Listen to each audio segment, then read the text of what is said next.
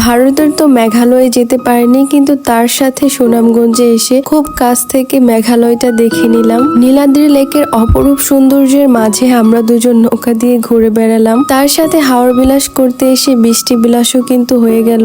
লাখনো ছড়াতে গিয়ে কিন্তু বাংলাদেশের বর্ডার ক্রস করে ইন্ডিয়াতেও চলে আসলাম। আর বাংলাদেশের ইন্ডিয়ান বাজার থেকে অনেক অনেক জিনিসপত্রই কিন্তু নিয়ে আসলাম। আরো অনেক কিছুই ছিল এই ব্লগে। আসসালামু আলাইকুম এভরিওয়ান, সবাই কেমন আছেন?